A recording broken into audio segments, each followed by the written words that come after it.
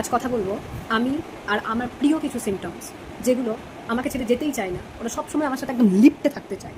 প্রথম, যারা অ্যালার্জির মানে যাদের ইনবর্ন অ্যালার্জির একটা রিয়াকশন থেকে থাকে যাদের মধ্যে, তাদের আর আলাদা করে কোনো শত্রুর প্রয়োজন হয় না। যেমন আমি সকালবেলায় ঘুম থেকে উঠেই প্রায় 10 থেকে 12টা হাঁচি পরপর হেঁচেই যাবো। আর মা আমাকে গাল দেবে, বলবে যে লাগা আরও ঠান্ডা, লাগা আরও এই, লাগা আরও ওই। কিন্তু বোঝে না যে এটা রিয়াকশন অ্যালার্জি। বা বাই চান্স কোনো কারণে যদি একটু নাকে ধুলো গেল, আমার ধরে রাখো 25টা হাঁচি পরপর হবে, আবার রাত্রে ঘুমাতে যাওয়ার সময় হাঁচি, জীবনটাই বরবাদ। সেকেন্ড, আমার একটা অভ্যাস আছে, সেটা হচ্ছে যখন আমি ঘুমাই ওয়ান সাইড হয়েই ঘুমিয়ে পড়ি। আর সকালবেলা উঠেও দেখি আমি সেরকমভাবেই ঘুমিয়ে। হয়তো এটা মায়ের পেটের থেকে এই অভ্যাসটা। যখন আমি সকালবেলায় ঘুম থেকে উঠি তখন আমার লিটারেলি এটাই ফিল হয় যে আমার এই হাতটা নেই। বেসিক্যালি আমি লেফট হ্যান্ডের উপরেই মাথা দিয়ে বেশি ঘুমাই। একদম ঝিনঝিন ঝিনঝিন ঝিনঝিন এমন শুরু হয়, মানে আমি ফিল করতেই পারি না যে আমার আদৌ হাতটা আছে কি নেই।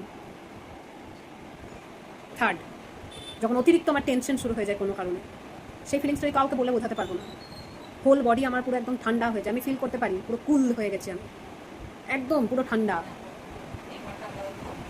আর আরও একটা হয়, সেটা হচ্ছে অনেকক্ষণ ধরে কোথাও একটা বসে আছি, তখন ঠিক আমার পাগুলো করে এমনি করে কাঁপতে শুরু করে দেয়, তার সাথে হাতগুলো। আবার এমনটাও হয় মাঝে মধ্যে ঝিনঝিন ঝিনঝিন ঝিনঝিন ঝিনঝিন করবে, মনে হচ্ছে পুরো কারেন্টটা সব যাচ্ছে।